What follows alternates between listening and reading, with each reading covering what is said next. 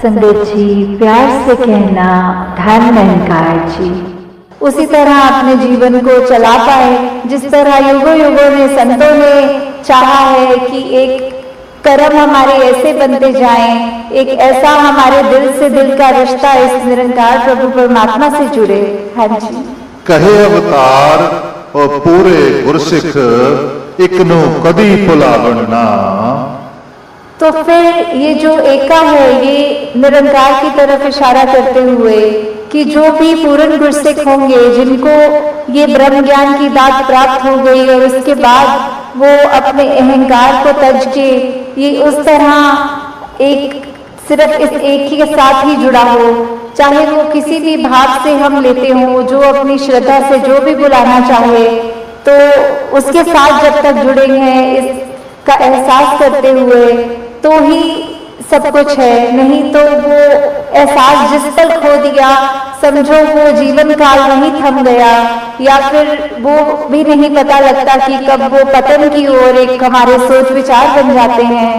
तो हमें किस तरह ये अपने अंदर और मेहनत करनी है कि बस ये एक जो है इसी के साथ और जुड़ते चले जाएं, इसी के साथ अपना हर पल इस तरह बिताएं कि जैसे एक मछली होती है जब उसको पानी से बाहर निकाल दिया जाता है तो कैसे तड़पती है, वैसे ही जिस पल हमें इस निरंकार का चेता भूले उसी समय ये तड़प अंदर से अपने आप वो लिव वापस जोड़ दे। तो इस तरह कोशिश करके अपने जीवन को हम एक उस तरह ढालें कि किसने हमें जहाँ ये निरंकार प्रभु परमात्मा जो अनसंग है, सदा है, कायम है और उसको ना कोई काट सकता है ना उसको कोई गीला कर सकता है, एक ऐसा परमात्मा जो शुरू से था और अंत तक है और उसका कोई अंत ही नहीं है। तो वैसे ही हमें भी उसके साथ जुड़ते हुए अपने जीवन को भी और सुधारना चाहिए। का ये निरंकार के आगे अपनी अहंकार को तजते सिर्फ एक वो शीश झुकाकर एक चेहरों पे मुस्कुराहट रखकर ये जो अंदर और सीखने की भावना की ये गुरसिख का तो जीवन ही यही है कि हर पल सिर्फ सीखना ही सीखना है।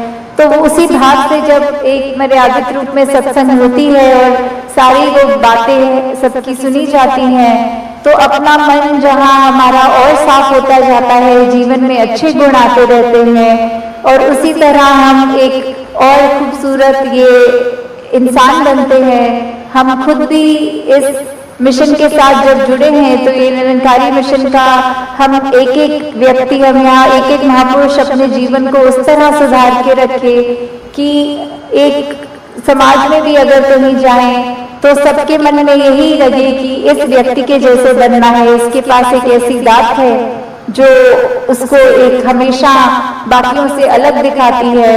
तो इस तरह हमारे कर्म ही जब वो प्रचार का रूप ले ले, हमारी भाषा ही प्रचार का रूप ले ले, हमारे सोच ही प्रचार का रूप ले ले, तो फिर हमारा ये जीवन काल जब तक है और उसके बाद जैसे लोक सुखी पर लोक सुहेला, तो किस तरह ये जीवन भी जीते हुए हमने जहाँ वो ह्यूमन वैल्यूज को रखना है, एकत्व, भाईचारा, मिलवर्तन, करुणा, दया, ऐसे अनगिनत जो भी है वो तो रखकर अपने जीवन में हर पल जीवन को जीना है।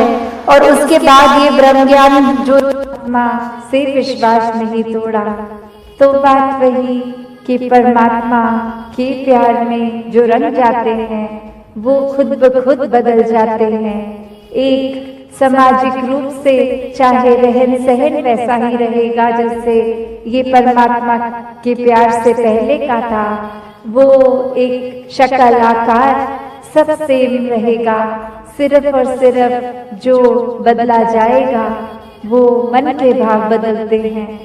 तो ऐसा ही बदलाव हर किसी के जीवन में मुबारक बदलाव होता है कि ये एक संसार में जितने भी अलग अलग प्रकार के चाहे इंसानों के साथ मुलाकात होनी और वो एक अलग अलग कल्चर बैकग्राउंड, दिखने में अलग, खान पान अलग, सब तरह से वो एक डाइवर्सिटी रूप और कैसे वो होने के बावजूद भी सब परमात्मा के साथ जो एकत्व के बंधन में हैं, तो हर एक को एक दूसरे में परमात्मा ही नजर आता है, और कैसे फिर एक ये एकत्व ही दिल पे हर समय का, और उससे फिर कोई किसी में फर्क नहीं दिखता, कोई ऊंच नीच जाति पाति प्रांति कुछ भी फर्क नहीं, सब अपने हैं, सब ही पूजनीय हैं।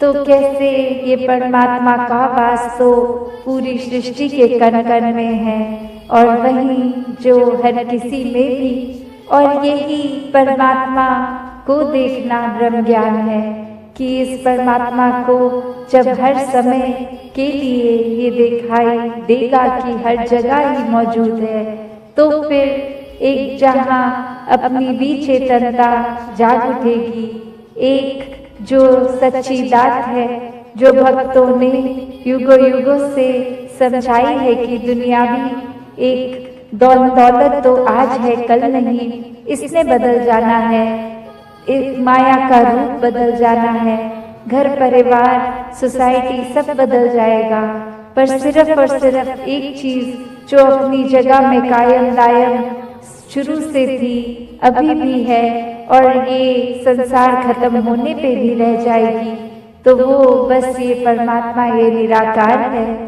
तो इस निराकार को पहचान के जीवन में जहाँ फिर वो समझ भी आ जाती है कि जो कुछ इस निराकार ने दिया है उसका सदुपयोग ही करना है, किसी के नुकसान का कारण अपने आप को या किसी वस्तु को नहीं बनाना, मन में भाव हर किसी के लिए एक शुद्ध विचार रखते हुए हर किसी के लिए फिर वो मन से एक दुआ अरदास कि ये जहाँ किसी के घर में जीवन में एक स्वास्थ्य रूप किसी भी तरह का एक नुकसान हो रहा है, तो वो भी एक भक्तों का दिल तो इस तरह पिघलता है, किसी को देखकर ठीक नहीं है तो उनसे ज्यादा उनका दर्द भक्त समझते हैं। तो कैसे ऐसे वाले जीवन को मुबारकबाद जीवन कहा जाता है। ये एक परोपकारी जीवन होता है, अपने लिए सेल्फ सेंटर्ड होके, सेल्फिश होके, ये अपने ऊपर केंद्रित नहीं, पूरे संसार की भलाई के लिए भक्त अपना जीवन लगा देते हैं, पूरी ह्यूमैनिटी, पूरी मानवता के लिए ये संसार में आकर।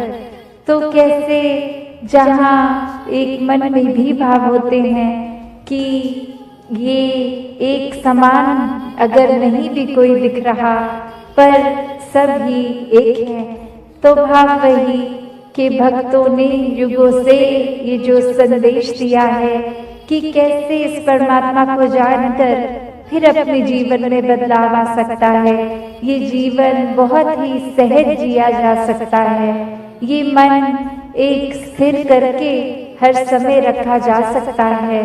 इस स्थिर के साथ नाता जोड़ लिया तो मन भी स्थिर। सत्संग में तो हम अपना स्थान छोड़ के दूसरों को भी बैठा देंगे, पर क्या आगे बस में, ट्रेन में भी क्या हम ऐसा करते हैं कि नहीं करते?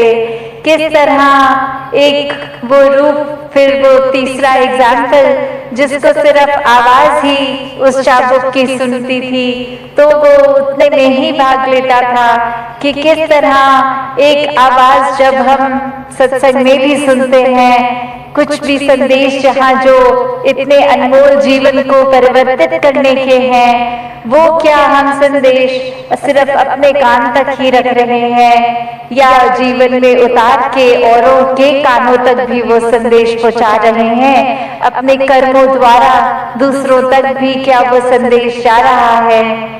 और चौथी फिर वो अवस्था जिस घोड़े को फिर चाबुक ना मारने की जरूरत है, ना वो चाबुक की आवाज सुनने की, सिर्फ वो दिखाना कि ये परमात्मा इस निराकार से इस कदर जुड़े हुए कि कहीं पे भी हो, बस एक इशारा ये जब याद आ जाता है, ये परमात्मा, ये निराकार याद आ जाता है, तो ही हर समय इसी के लिए लगन में लगे रहते हैं कभी ये परमात्मा भूलता भी है तो कैसे फिर उसी इशारे से खुद को जोड़कर इस निराकार के साथ अपने दिल की तार मिला के इसके रंग में रंग कर अपनी भक्ति को पूरा पूरा दिन इस रूप में कर सकते हैं। क्योंकि भक्ति तो कुछ घंटों की एक नहीं होती, एक भक्त तो पूरे दिन का भक्त है, पूरे जिंदगी का भक्त है। जिस प्रकार कोई स्टूडेंट होता है तो सिर्फ पहली कक्षा से 12वीं कक्षा तक, चाहे वो स्कूल का दिन हो या संडे की छुट्टी, कहलाता तो वो स्टूडेंट ही है। तो वो इसलिए नहीं कि सिर्फ स्कूल की बिल्डिंग के अंदर है तो स्टूडेंट है, नहीं, जब वो अपने घर में भी खेल कूद कर रहा है तो भी स्टूडेंट है। तो हम किस श्रेणी के भक्त हैं? अक्सर हम कृष्ण जी की भाषा में भी ये हमने सुना है, आर्थ अर्थार्थी, ज्ञानी, जिज्ञासु। तो जो ज्ञानी संत हैं उनको ही सबसे ऊंची एक श्रेणी दी गई है। और ये कहा गया है कि आर्थ और अर्थार्थी तो सिर्फ एक मटीरियलिस्टिक चीजों से ही जुड़े हैं, एक डर से जुड़े हैं कि भक्ति नहीं करेंगे तो ये नहीं प्राप्त होगा, या अपने शरीर, अपने आर्थिक एक सामाजिक रूप में ठीक जिंदगी चले, इसलिए डर के भक्ति कर रहे हैं। और फिर एक जिज्ञासु कैटेगरी आती है जहाँ एक ये अंदर मन से कि ये परमात्मा क्या है, हम क्या हैं, हमारा इस परमात्मा को जानना क्यों जरूरी है, ये परमात्मा कहाँ है, ये कैसा है। जब वो श्रेणी आ जाती है, उसके बाद जब ब्रह्म ज्ञान की प्राप्ति हो जाती है तो वो उत्तम ज्ञानी भक्त, तो दातार कृपा करे हर एक पे कि हर कोई सिर्फ वो उस तरह का ही, हर समय का ही सेवक बना रहे, हर समय का ही भक्त बना रहे, हर समय का ही ब्रह्म ज्ञानी बना रहे।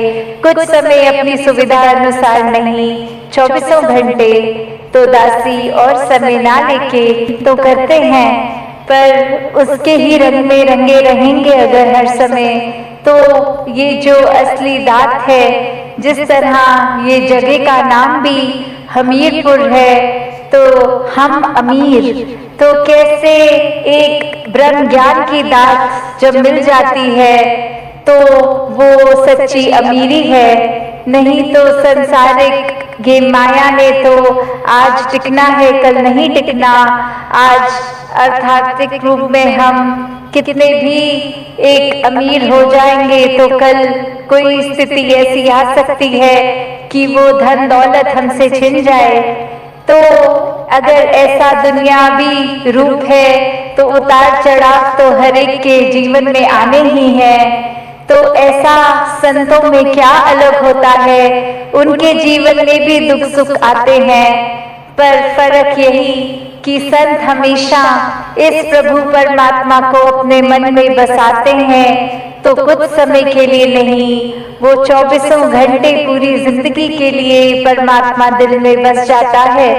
और जब ये परमात्मा दिल में होता है तो एक जीवन में कुछ भी घटता है, मन इस परमात्मा पे जो हमेशा एक स्थिर है परमात्मा, अपने साथ 12वीं कक्षा तक हो सकता है, पर ये जीवन कैसे एक हर समय की शिक्षा है, कण कण से शिक्षा लेना है हर एक को, कि कैसे एक ये भाव भी, अक्सर जो बात अहंकार की आती है वहाँ ये बात भी होती है कि जब किसी ने मान लिया कि सब कुछ तो हमें आता है, मैं हर चीज बखूबी करता हूँ, तो कोई भी चीज, नई चीज या कोई पुरानी चीज को ठीक तरीके से सीखने की ये इच्छा कि इसको सीखा जाए, ये अहंकार की वजह से संभव नहीं हो पाता। तो कैसे अपने जीवन में जहाँ हर कोई ताउम्र छात्र रूप भी बना रहे, एक वो सीखना तो है, पर क्या सीखना है उस पे गौर करें। क्योंकि पूरा दिन अगर हम देखें तो ये आंखें भी, ये कान भी, ये जबान भी, ये बुद्धि से भी, हर तरह की ये जो हमें इनपुट्स मिल रहे हैं, तो क्या हर एक चीज सीख लेना समझदारी है? एक भलाई उसमें है क्या? नहीं। एक फिल्टर की जो बात होती है कि क्या चीज देखकर भी अनदेखी करनी है, क्या चीजों को अपनाना है, किसको छोड़ना है, वो चेतनता की बात है। और ये चेतनता ब्रह्म ज्ञान से जहाँ एक आत्महत्या के जीवन में, एक ये स्पिरिचुअल लाइफ में, तो हर समय ये बहुत ही अच्छा माध्यम ये टूल। पर एक और बात भी देखी जाए कि अगर हम कोई दुनियावी, कोई मटेरियलिस्टिक अपनी रिस्पॉन्सिबिलिटी, कोई काम काज भी कर रहे हैं, कुछ भी कर रहे हैं, तो उसमें भी चेतनता होनी बहुत जरूरी होती है। चाहे वो अक्सर छोटा सा एग्जाम्पल ड्राइविंग का भी, कि सड़क पे होते हैं तो अक्सर वही पंक्ति बार बार नजरों के आगे आती है कि सावधानी हटी दुर्घटना घटी। तो ये हर समय चेतनता की बात है कि कहाँ पे हैं हम इस समय, वो एक एक पल का हमें होश, वो खबर, उस पल में ही रहें। वरना तो सोच एक सेकंड लगता है इधर उधर भागने में, ध्यान भटकने में। तो कैसे जहाँ उपस्थित है शरीर, वहाँ मन को भी उपस्थित रखना है। और ये चेतनता हर समय की जीवन में हो, तो फिर बात वहीं आती है जहाँ से हर बात की ही शुरुआत है। ये परमात्मा, ये निराकार, ये जो बेरंगा है, इसके एहसास में हर समय रहना एक पॉसिबल है। एक हर एक पल इसी के एहसास में जीना संभव है। और ये कोई बहुत कल्पना की, कोई किताबी बातें नहीं है। हर कार्य करते हुए इसके ही एहसास में अगर रहा जाए तो ये परमात्मा हमारे जीवन में और गहराई से उतरता है। कैसे फिर जहाँ बात अभी जिक्र भी अहंकार का हुआ कि कैसे फिर मन हमारा अक्सर इतना ज्यादा, किसी ने थोड़ी तारीफ क्या कर दी, वो ही बात में इतना अपने आप को श्रेष्ठ मानते हुए एक ऐसी विचारधारा के अंतर्गत रोज जीना, उठना, खाना, बैठना शुरू कि अब हमसे श्रेष्ठ तो कोई नहीं। हर एक जीवन में हमने सोसाइटी में कुछ मान सम्मान पा भी लिया, तो वो मान सम्मान एक किसी तरह की अपनी ही अहंकार का कारण बने नहीं। जहाँ जिस रूप में भी हम जीवन में प्लेस्ड हैं, वो हमारे लिए अहंकार का कारण नहीं, विनम्रता का कारण होना चाहिए। कि अगर कोई जिम्मेवारी किसी रूप में है, चाहे वो घर के ही छोटे यूनिट में जिस तरह का भी, या समाज में, या कोई भी, तो वो एक हमें अपॉर्चुनिटी मिल रही है, मौका मिल रहा है और सेवा करने का, अंदर से अपने पात्र को और खाली करने का। क्योंकि फिर वही बात जहाँ एक फाइन लाइन होती है, एक बहुत ही संगीन सी एक रेखा, जो एक हमारे मनोबल की बात और एक अहंकार की बात, कि कैसे एक हम अपनी सेल्फ रिस्पेक्ट और ईगो के बीच में जो एक लाइन है, कि अक्सर हम ये बात तो हर किसी को सिखाया जाता है कि एक दूसरे का मनोबल बढ़ाओ, वो मोटिवेशन बढ़ाओ, पर कहाँ वो मोटिवेशन को अब हमारे ही मन में हमने उस तरह लेना है कि वो एक जिस काम के लिए है वो अपना काम उस तरह करे, वो अहंकार की तरफ ना जाए। अक्सर सूक्ष्म अहंकार की भी बात होती है कि हमें पता तक नहीं चलता कि कब एक छोटी सी जगह से ही हमारे अंदर अहंकार धीरे धीरे घुस रहा है।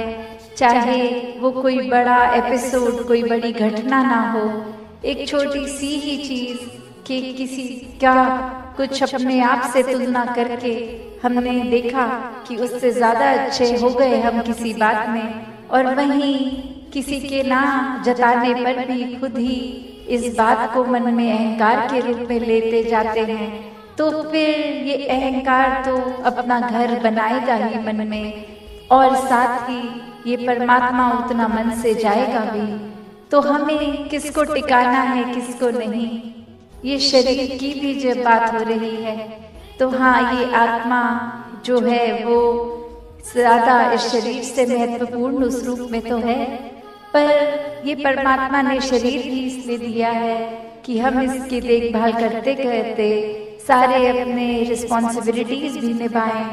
जैसे एक मटका या कोई भी बर्तन ले लें, एक बाहर की सुंदरता से ज्यादा वो मजबूती इम्पोर्टेंट होती है कि अंदर उस पात्र में क्या है, वो पानी है या जो भी है, क्या टिकेगा। एक थोड़ा सा भी सुराख हो जाए तो वो पानी तो पात्र में टिकेगा नहीं, बह जाएगा। तो उसी तरह ये तन मन धन के साधन ये निराकार ने तो दिए हैं हमें, पर अब हमें इन साधनों को क्या करना है, सदुपयोग तो करना ही है। पर एक वो जो बात की कैसे उसका सही इस्तेमाल करते हुए उसकी यूटिलिटी उस तरह से निकाली जाए, तो जहाँ ये शरीर भी दिया है जिसमें एक इतनी कैपेसिटी अपने जीवन को वो वचनों के अनुसार एक ढाला जाए, एक अपने स्वभाव में चरित्र में ये अच्छे गुणों को अपनाया जाए। और अच्छे गुण तभी ठहरते हैं लॉन्ग टर्म, एक ज्यादा देर, एक जिंदगी भर, जब वाकई ही वो गुणों को सिर्फ सीखा ना जाए, वो गुण बन लिया जाए। एक बार हम वो गुण खुद जीता जाता बन जाएंगे तो ही हर समय वो हमारे स्वभाव में रहेगा, वरना तो किसी समय है किसी समय नहीं है वो गुण। तो मानवीय गुणों को हर समय अपने अंदर रखना है तो एक एक गुण को पहले स्वयं बनना होगा, और वो बना तभी जा सकता है जब ये गुण जहाँ से एक स्रोत से शुरू हुए हैं, उपज हुई है इस परमात्मा से अपने मन का नाता जोड़कर फिर वो गुण बन भी जाएंगे और प्रदर्शित भी होगा जीवन में। इस परमात्मा से ये मन का नाता जोड़ना बहुत ही जरूरी है। और कैसे? फिर वो मन का नाता सिर्फ कुछ समय का नहीं, हर समय का। एक अस्थिर जो जीवन है, एक डगमग स्थितियां हैं, उसमें भी कैसे स्थिर रहना है। तो बात वही, जिसने भी इस परमात्मा को सही मायने में अपने जीवन में, अपने हर एक पल में डाला है, उन्होंने अपना जीवन बहुत ही सहज भी कर लिया है, स्थिर भी कर लिया है। और फिर एक वही भाव कि अगर हमने किसी को दोषी करार दे ही दिया है, हमने डिसीजन बना लिया है, तो फिर चाहे फैक्ट कुछ भी हो हमारी नज़र में, तो वो इंसान दोष के लायक ही है। हमने खुद ही उस इंसान को अपनी नज़र से गिरा लिया, चाहे उसने कुछ ऐसा किया हो ना किया हो। उस टाइम हम अपने दिमाग को, इस चेतनता को, ये राशनाओं को भी नहीं एक सामने रखते, बस हमने सोच लिया तो हकीकत ही बन गई वो हमारी। तो अक्सर संसार में इंसान अपने बहुत सारे ऐसे सत्य बना लेता है, तो कैसे वो सच्चाई हमने सोच ली, वो कल्पना कर ली, तो वो एक हमारा ही नजरिया, वो माय वे और हाईवे वाली बात कि जो मेरे सोच है वही सही है, औरों की राय मैटर नहीं करती, औरों का तरीका मैटर नहीं करता। तो ऐसी सोच अगर है तो हमारी ग्रोथ कहाँ है उसमें? एक जीवन को फिर हमने इतना ही अपने आप, अपनी ईगो से भर लिया, अपनी सोच से, अपने माइंडसेट को ही एक सही मानकर। तो कैसे इस जीवन में जब जिएंगे तो वो माया रूप यहाँ पे हावी होगा, क्योंकि when we are so full of ourselves, तो हम लर्निंग कहाँ से करेंगे? जबकि इस निराकार, इस दातार ने तो हर जगह इस कण कण से शिक्षा लेने का एक रूप दिया है। इस परमात्मा से जुड़कर जीवन में खुद भी एक अपने रोशनी ही करा जा सकता है, फिर वो मन का ठहराव अपने आप आ जाता है। तो भाव वही कि संत जो होते हैं उनको फिर एक दुनियावी माहौल कैसा भी हो, एक आरामदायक हो ना हो, फिर भी एक संत तो उस दुनियावी माहौल में रहते हुए भी उस दुनियावी माहौल से ऊपर ही रहते हैं। एक आनंद की अवस्था में हर स्थिति में खुद को एडजस्ट करते हुए कि एक जहाँ स्थिति जो है उसको अगर वो सही भी करनी है तो उसमें प्रयत्न करना है, एक अपने दुनियावी रूप में अचीवमेंट सपने बनाकर उस तरफ चलना है। पर अगर परमात्मा को मंजूर नहीं और वो एक कार्य उस तरह से ना हो जैसा सोचा रखा है तो भी एक परमात्मा को कोसते नहीं है भक्त। एक परमात्मा को शुक्राने भाव से यही मन के भाव रखते हैं कि इसी में ही भलाई होगी, इसलिए ये कार्य हम जैसे चाहते थे वैसे नहीं हो पाया। तो कैसे अपने जीवन को भक्तों ने हर समय इस परमात्मा के ही आसपास केंद्रित रखा कि एक दुनिया में हर दिन कैसा भी समय आ सकता है पर ये परमात्मा ही है जिसके आश्रय एक अच्छा और बुरा समय दोनों ही आराम से कट जाते हैं। जहाँ फिर ये मन में सोच नहीं आती कि एक जीते जी बेचैन है और जीने के बाद जब ये मौत हो जाएगी तो इस आत्मा का क्या होगा, क्योंकि जिन्होंने जीते जी इस परमात्मा को जान लिया, देख लिया, इसके साथ जीवन का हर पल अपना जिया, तो उनको पता है वो चैन से जी रहे हैं और जो चैन से ही जीता है वही चैन से मरता है। और कैसे ये आत्मा को जीते जी जहाँ चैन मिल गया, अपनी असली घर का पता चल गया। एक क्या है ये आत्मा, वाक्य में सिर्फ शरीर नहीं है, एक आत्मा तो इस परमात्मा का अंश है। तो बात वही कि कैसे हर एक में जहाँ हर किसी में इस परमात्मा को देखना है, हर एक के अंदर वो कैपेसिटी है, वो पोटेंशियल है कि कैसे इस परमात्मा के सारे गुण हम चाहे मनुष्य के शरीर में है पर परमात्मा जैसे दैवीय गुणों से हम युक्त हो सकते हैं, ह्यूमन वैल्यूज से युक्त हो सकते हैं। ये मन में कंपैशन, काइंडनेस, दया, क्षमाशील होना, एक मन में प्यार का भाव, प्रेम का भाव, ये लव, ये सरेंडर, ये ब्रॉड माइंडेड होना, हर एक को एक्सेप्ट करना, हर किसी के लिए वही भाव हो कि ये इंसान से बहुत कुछ हमें सीखने को मिल सकता है। दिल कारण ना ढूंढे कि कैसे किसी से भी नफरत की जाए, हर किसी से फिर वही बात जो अभी सत्संग में भी हम सुन रहे थे कि एकत्व जब एस्टैब्लिश हो जाता है, वननेस स्थापित हो जाता है, जीने को पूरा जीवन जो मिला है उसको कैसे जीना है, एक सिर्फ समय व्यर्थ करके या फिर एक किसी की नकल करते करते जैसा वो कर रहे हैं, जैसा एक रिवाज, एक परंपरा, वैसा ही बिना समझे कारणों के करना है, या अपने जीवन को हर पल जीते जी वो कारण समझना है कि किस तरह जीवन खूबसूरत बनाया जाए, ये धरती खूबसूरत बनाई जाए।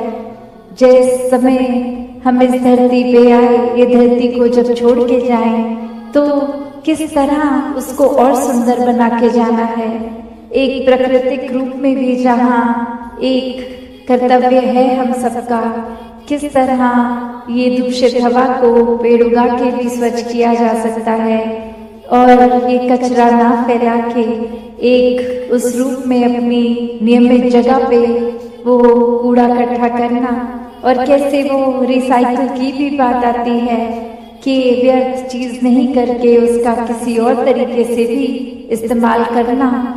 वही वो बात कि ये फिर प्रदूषण सिर्फ बाहरी संसार का नहीं, ये जीते जी हमें अंदर मन को भी साफ करना है, इस परमात्मा को और बसा के जो कि पहले ही हमारे भीतर भी है, बाहर भी है, कण कण में है, हर जगह है। सात संगत जी, दान निरंकार जी। सत्संग जी, प्रेम से कहना, आज यहाँ सत्संग के दौरान निरंतर प्रभु का जिक्र, परमात्मा का जिक्र, सत्य का जिक्र हुआ। अनेक रूपों से इस एक की बात को कहा गया, ये आवाज दी गई कि ये एक को जानकर सही मायनों में एक हुआ जा सकता है। भक्ति के मार्ग पर, अध्यात्म के मार्ग पर अक्सर माया शब्द का बहुत प्रयोग किया जाता है कि माया से बच के चलना है, माया में नहीं फंस जाना, माया डस ना ले। माया के चक्कर में फंस गए तो इस प्रभु से दूर रह जाएंगे, परमात्मा तक पहुंच नहीं पाएंगे। पर माया है क्या? क्या सिर्फ धन दौलत पद पदवी माया का रूप बनते हैं? पहले तल पर बिल्कुल, जब तक इन चीजों को हासिल नहीं कर लिया जाता तब तक दिलो दिमाग पर बस यही सवार रहता है। तो सबसे बड़ा, सबसे हावी रूप माया का ये बनने लगता है।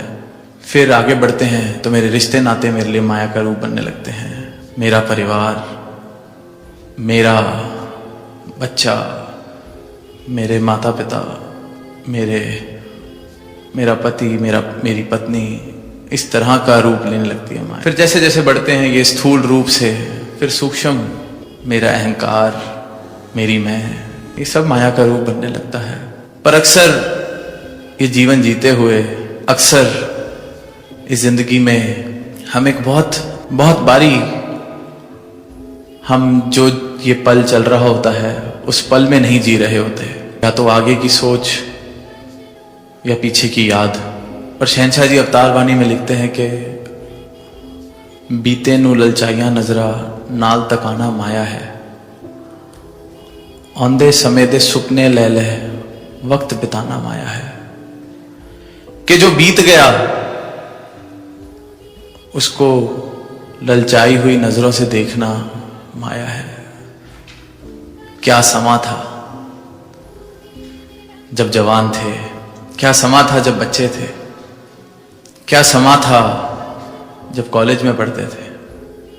उसको खुशी से याद करना एक बात है, पर उसमें डूबे ही रहना, या फिर औंदे समय दे सुपने ले ले वक्त बिताना माया है।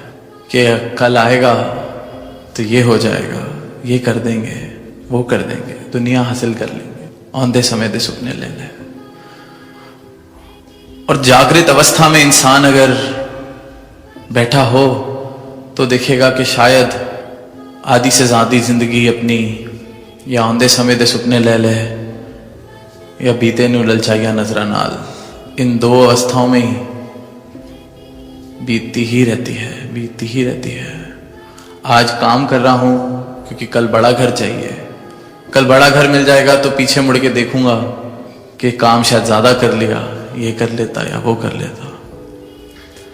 तो ये माया इंसान की अपनी बनाई हुई, और इंसान को पता ही नहीं चलता कि ये भी एक माया का रूप। बखूबी हम पढ़ते हैं, कहते हैं, लिखते हैं, सुनते हैं कि माया का जब जोर जहां होता है वहां परमात्मा नहीं टिक सकता, नहीं हो सकता। हमें लगता है कि हमने धन दौलत के पीछे भागना छोड़ दिया है तो हम शायद परमात्मा के निकट आ गए हैं। पर ये जो माया है, इस पल में अगर मैं नहीं हूं तो पहली बात तो ये कि इस पल में जब नहीं हूं तो माया में गलतान फिर रहा हूं। और फिर दूसरी बात कि इस पल में अगर हूं भी तो इस पल में कर क्या रहा हूं? क्या इस पल में इस प्रभु की जानकारी है मुझे? क्या इस पल में प्रभु का एहसास है? क्या इस पल में सत्य का एहसास है? क्योंकि निरंकार परमात्मा सत्य अगर इस पल में मेरे पास है तो वाकई मेरे पास है। कल था इससे कोई फर्क नहीं पड़ता, कल होगा इससे भी कोई फर्क नहीं पड़ता। आज इस पल में, इसके एहसास में, इसकी भक्ति में अगर मैं हूं तो जीवन भक्ति भरा है। ये पल अगर भक्ति भरा है तो जीवन भक्ति भरा है। ये पल अगर प्रेम से सराबोर है तो जीवन प्रेम से सराबोर है। अक्सर देखते हैं, कभी टीवी पे क्रिकेट देख रहे हो या कोई भी स्पोर्ट देख रहे हो, किसी के रिकॉर्ड्स कितने ही अच्छे हों, पर जिस दिन हम मैच देख रहे हैं उस मैच में उसने अगर परफॉर्म ठीक से नहीं किया तो उस दिन ऐसे लगता है कि इसको खेलना ही नहीं आता। पूरी जिंदगी खेल खेल के जिसने अपनी लाइफ बना ली हो, जिस दिन हमने मैच देखा और उसको देखना था उस दिन उसने नहीं खेला तो इसको खेलना ही नहीं आता, इसको छोड़ देना चाहिए अब। और फिर अगले मैच में रन मार दे और हम ना देख रहे हो, हमें कोई फर्क ही नहीं पड़ता। आगे पीछे से इस पल जो हो रहा है, that is the only thing that matters. This present moment is the only thing that matters. And if in this present moment I'm in realization of this truth, if in this present moment my life is filled with love, if in this present moment I'm aware of this God Almighty, then I'm truly on the path of devotion.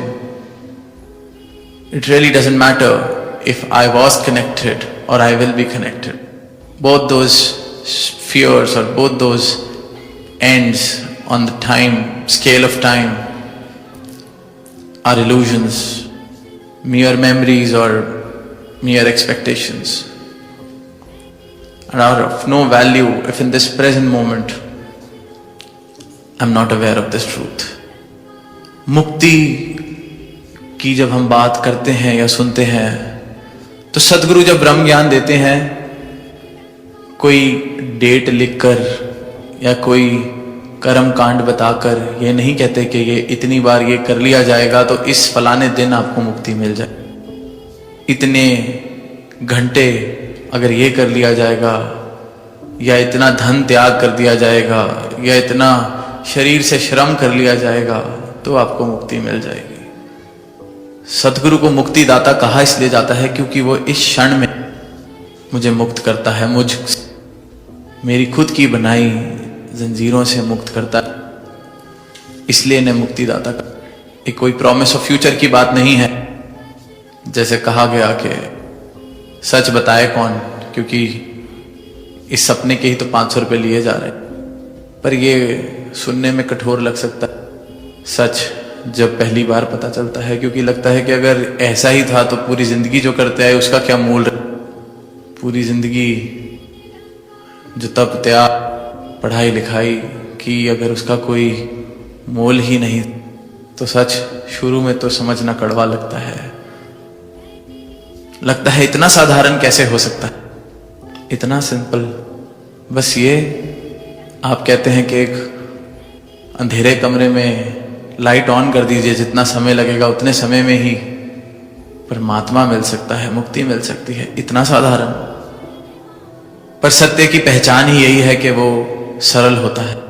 जो मुश्किल है या मुश्किल बना दिया गया है, उसको मुश्किल बना ही इसलिए दिया जाता है कि मुश्किलों में उलझा दिया जाए, ताकि उन मुश्किलों को पार करके आगे पहुंच ही ना पाए कोई, सत्य की बात की ही ना जाए।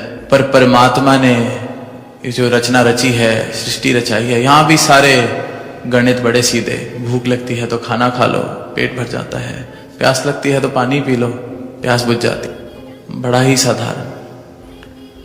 अपने आप ये धरती अपने बैलेंस को रिस्टोर कर लेती है, ज्यादा गर्मी बढ़ती है तो बारिश हो जाती है, अपने आप सीजन्स आते हैं, अपने आप पतझड़, अपने आप बहार, बड़ा ही साधारण इकोसिस्टम, सिंपल। आर्टिफिशियल इंटेलिजेंस की बात हो रही है, जितनी भी अच्छी बन जाए, पर जो ये जो इंटेलिजेंस है इस ब्रह्मांड में, इसका मुकाबला नहीं किया जा सकता, क्योंकि बड़े ही सिंपल प्रिंसिपल्स पे सब कुछ चल रहा है। And truth is always simple. I often mention this, that truth can only be simple.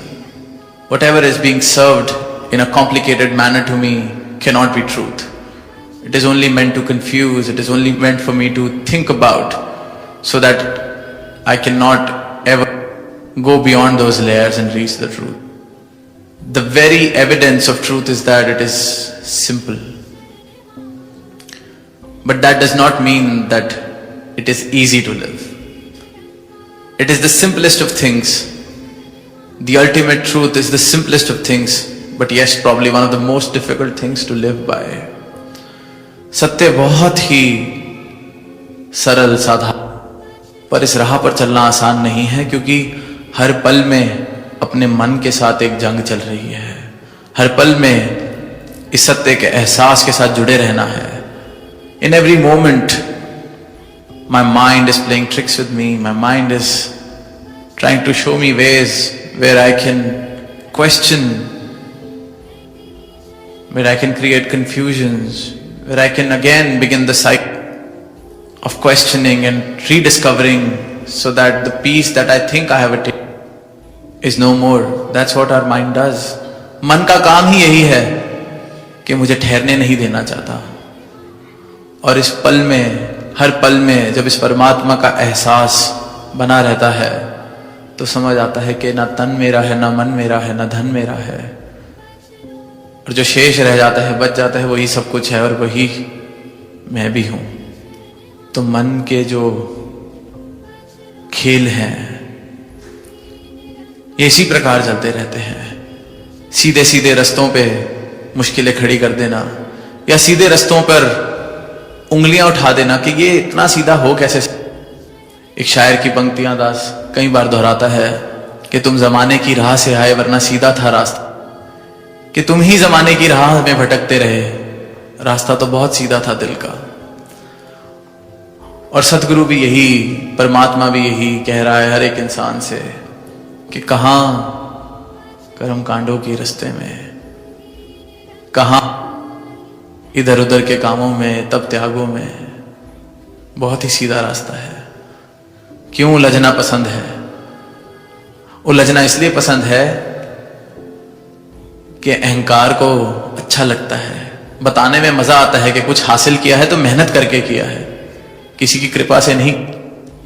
इतने साल उपवास किया है, इतने साल परिवार से दूर रहे हैं, इतने साल रोज सुबह उठकर ये किया है, तो जाके ये उपलब्धि हासिल हुई है।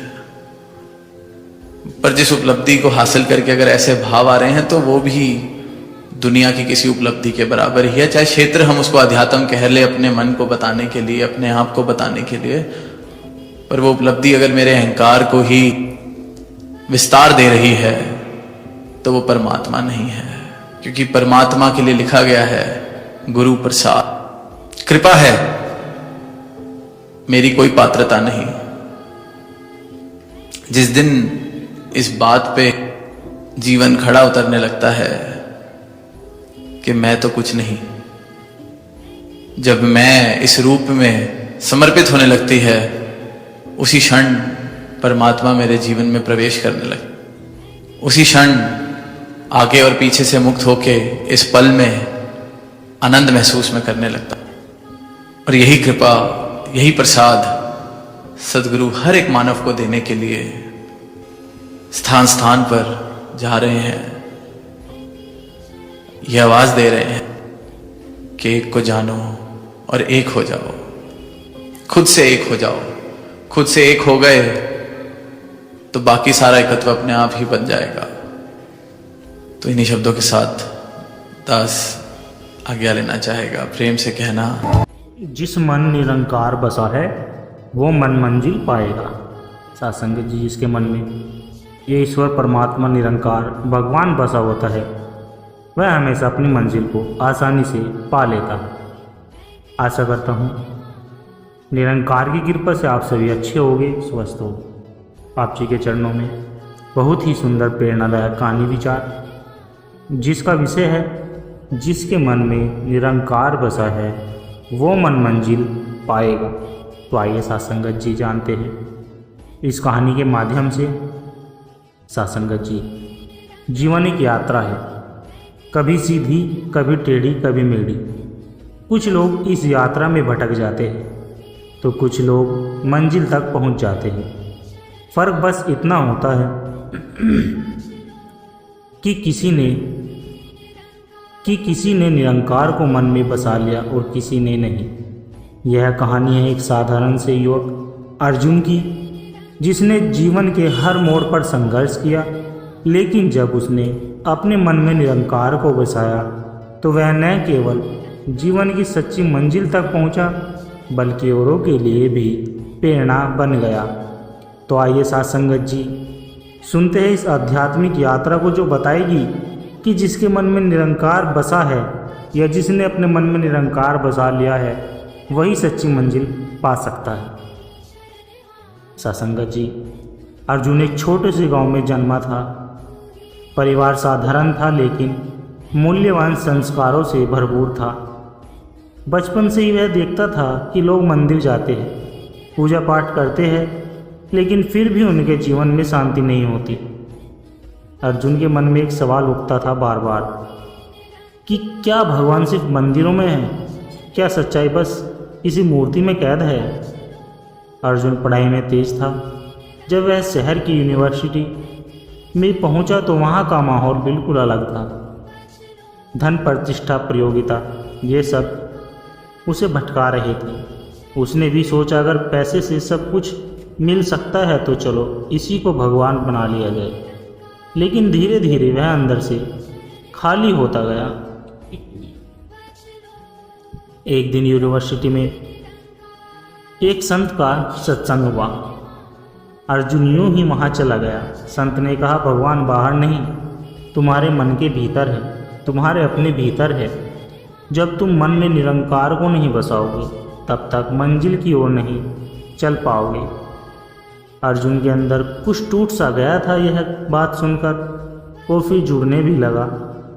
उसे पहली बार लगा कि सच्चा ज्ञान शांति लाता है, न कि भ्रम।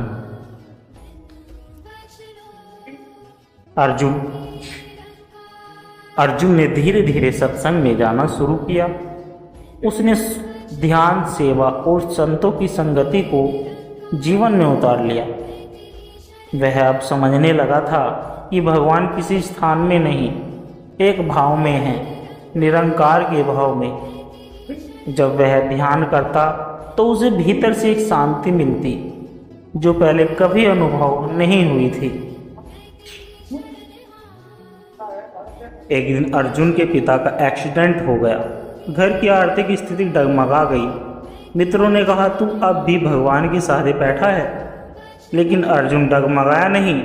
उसने कहा, जो मन में निरंकार को बसा लेता है उसे किसी से डर नहीं लगता। मेरी मंजिल मेरे साथ है। उसने निरंकार में विश्वास रखा और चमत्कार की तरह एक एनजीओ में नौकरी मिली, जहां सेवा और वेतन दोनों मिलते थे। उनका परिवार फिर से स्थिर हो गया। उसने गांव में एक छोटा सा सत्संग केंद्र खोला, जहां लोगों को सही जीवन का मार्गदर्शन दिखाया जाने लगा। अर्जुन अब लोगों के लिए एक जीता जागता उदाहरण बन चुका था। वह अक्सर कहता रहता था, अगर मन में निरंकार को बसा लो तो कोई भी तूफान तुम्हें हिला नहीं सकता। मंजिल उसी की होती है जो रास्ता भगवान से जोड़ लेता है। और इस तरह अर्जुन की कहानी हमें सिखाती है कि साथ संगत जी, जो मन में निरंकार को बसा लेता है वह मंजिल को जरूर पा लेता है। साथ संगत जी, हम सब जीवन की एक यात्रा में हैं। कोई साधु है, कोई गृहस्थ है, कोई छात्र है, कोई किसान है। हर किसी की अपनी मंजिल है, लेकिन रास्ता बड़ा ही कठिन और भटकाने वाला है। इस कहानी में हम मिलेंगे साथ संगत जी शिवदत्त नाम के एक महापुरुष से, जो कभी बहुत अहंकारी और घमंडी हुआ करते थे। लेकिन जब उनके जीवन में सत्संग और आत्मज्ञान का प्रकाश फैला और उन्होंने मन में निरंकार को बसा लिया, तब न सिर्फ उनकी दिशा बदली बल्कि मंजिल ने खुद आकर उन्हें अपनाया। सत्संगत जी, यह कहानी हमें सिखाएगी कि मन जब तक भ्रम, मोह और द्वेष से भरा है, मंजिल दूर है। लेकिन जैसे ही मन में निरंकार बसता है, जीवन सीधे साधे लगता है।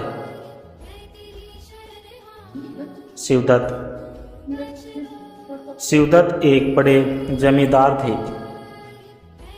उनका धन, अधिकार और रुतबा पूरे क्षेत्र में था, लेकिन उनके मन में हमेशा गुस्सा, डर और प्रतिस्पर्धा रहती थी। उन्हें लगता था कि वे ही सब कुछ है। गांव वाले उनसे डरते थे, लेकिन मन से कोई उनका सम्मान नहीं करता था। एक दिन गांव में एक साधु आए। वे बहुत सरल वेशभूषा में थे, पर आंख में गहराई थी। उन्होंने एक सत्संग में कहा, जिसके मन में निरंकार नहीं बसा, उसकी सारी उपलब्धियां रेत की तरह उड़ जाएगी। शिवदत्त को यह बात चुभ गई। उन्होंने साधु को अपने महल बुलवाकर चुनौती दी, अगर भगवान तेरे मन में बसा है तो मुझे बदल के दिखा। साधु ने शिवदत्त को बस एक बात कही, तेरा मन बंद दरवाजा है, भगवान जहाँ खड़ा हो जाता है दरवाजा तू ही खोल दे। भगवान बाहर खड़ा है, दरवाजा तू ही खोल दे। शिवदत्त ने उपहास लिया, लेकिन रात को उन्हें बेचैनी होने लगी, नींद नहीं आई। उन्होंने पहली बार अपने भीतर झांकने की कोशिश की। धीरे धीरे शिवदत्त ने महसूस किया कि उन्होंने बहुत कुछ पाया, लेकिन शांति कभी नहीं मिली। उनके बेटे ने आत्महत्या की कोशिश की, क्योंकि पिता की अपेक्षाओं में उसे दबा दिया था। अब वे साधु की बातों को ध्यान से सुनने लगे। मन जब तक निरंकार से खाली है, तब तक वहां से डर और भ्रम है।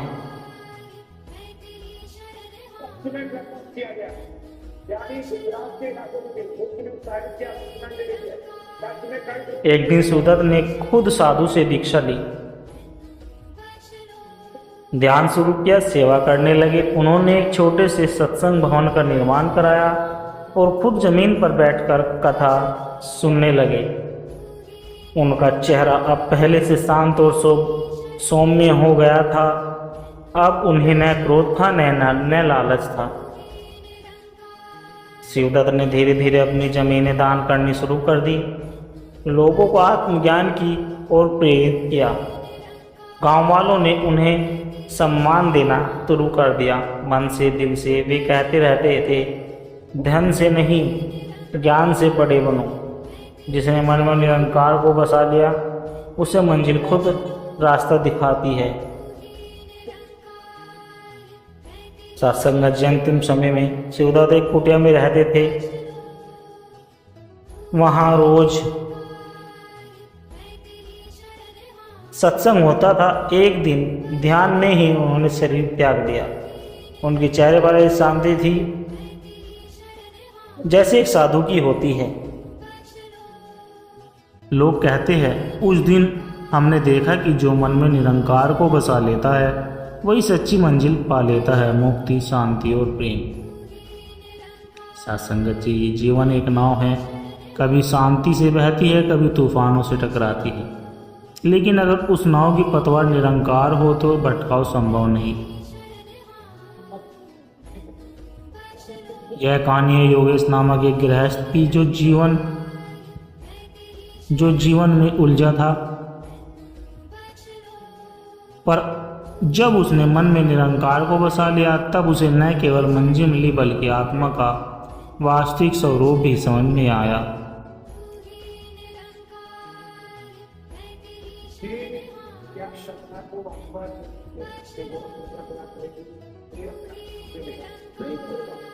एक दिन अचानक व्यापार में भारी नुकसान हो गया। योगेश टूट गया।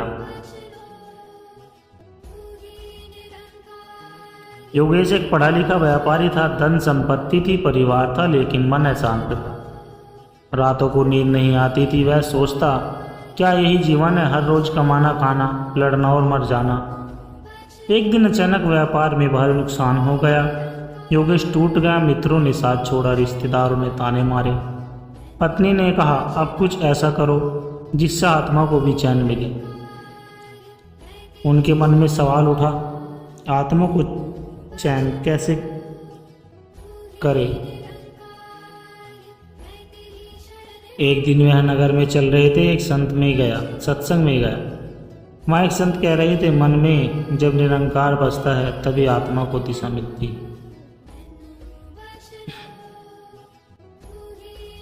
योगेश चौंका, ये निरंकार क्या है? क्या ये वही है जिसको मैं वर्षों से ढूंढ रहा हूँ? योगेश हर दिन सत्संग में जाने लगा। उसे अनुभव हुआ कि वहाँ कोई दिखावा नहीं, सिर्फ सत्य है।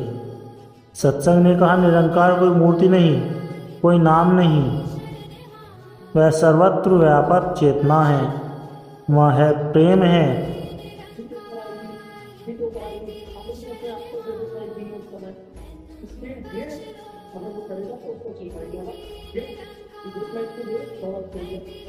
योगेश हर दिन सत्संग में जाने लगा। उसे अनुभव हुआ कि कोई दिखावा नहीं, सिर्फ सत्य है।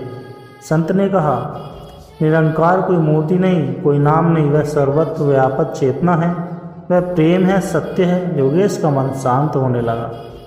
पहली बार जीवन में उसे भीतर कुछ जागता हुआ महसूस हुआ। योगेश ने दीक्षा ली और ब्रह्म ज्ञान पाया। उसे सिखाया गया, आंखें खोलो, उस निरंकार को देखो जो हर जगह है, हर रूप में है। वह देखता कि अब संसार वही है, लेकिन दृष्टि बदल गई है। हर वस्तु में वह ईश्वर को देखने लगा। उसे अब जीवन सरल और सार्थक बनने लगा। योगेश अब सेवा में लग गया। गरीबों को भोजन, सत्संग की व्यवस्था, ध्यान सत्र आयोजित कराना, यही उसका नया जीवन बन गया था। लोगों ने पूछा, तुम पहले व्यापारी थे, अब सन्यासी क्यों? योगेश मुस्कुराकर बोला, अब मैं व्यापारी नहीं, आत्मा का सेवक हूँ।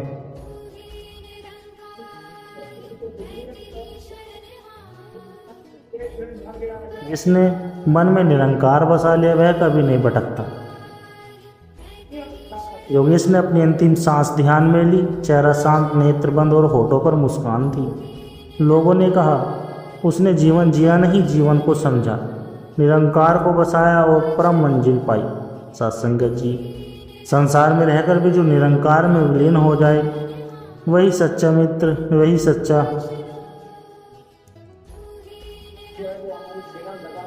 सच्चा भक्त, वही सच्चा मानव। जिस मन में निरंकार बसता है, उसकी मंजिल स्वयं चलकर आती है। सत्संगत जी, कभी कभी भगवान स्वयं आते हैं, लेकिन हम उन्हें पहचान नहीं पाते।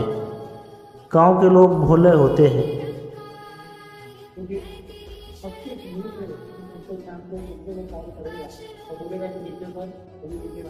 पर उनका मन निर्मल होता है। यह कहानी एक ऐसे गांव की जहां भगवान आए, लोगों के बीच रहे, पर कुछ ने पहचाना, कुछ ने नहीं। आइए सुनते हैं।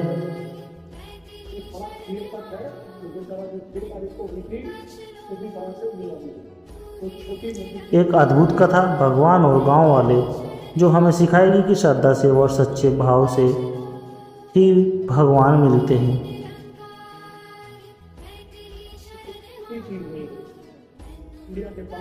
एक दिन गांव में एक साधारण सा व्यक्ति आया।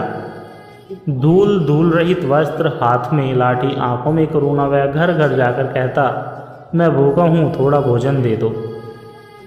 कुछ ने तिरस्कार किया, कुछ ने खिलाया, कुछ ने दरवाजा भी नहीं खोला।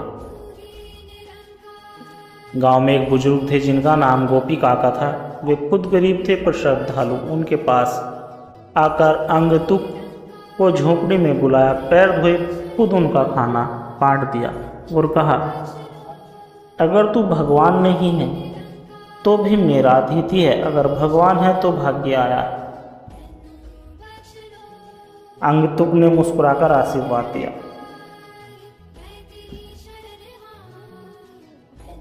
अगली सुबह गांव में खबर फैली, जिस व्यक्ति को हमने भिखारी समझा वह कोई दिव्य महापुरुष था, क्योंकि जिसके घर वह ठहरे वहां चमत्कार होने लगे।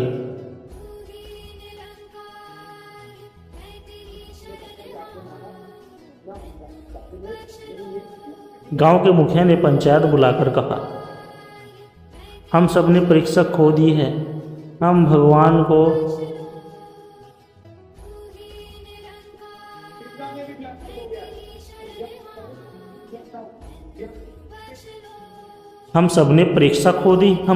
को देख नहीं पाए, क्योंकि हमने बाहर देखा, भीतर नहीं। संतों ने कहा भगवान हमेशा आते हैं पर पहचानने के लिए आंखें नहीं भाव चाहिए। उस दिन के बाद गांव बदल गया, लोग विनम्र हो गए, सत्संग होने लगा, सेवा भाव जाग गया।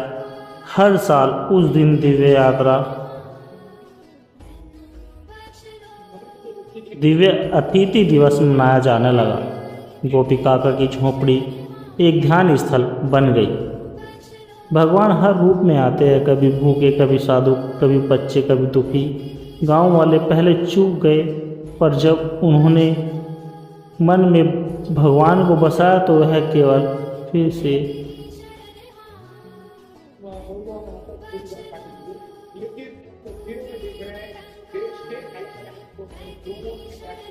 संगत जी, भगवान हर रूप में आते हैं, कभी भूखे, कभी साधु, कभी बच्चे, कभी दुखी। गांव वाले पहले चूक गए, पर जब उन्होंने मन में भगवान को बसाया तो वह गांव फिर से पुण्य भूमि बन गया।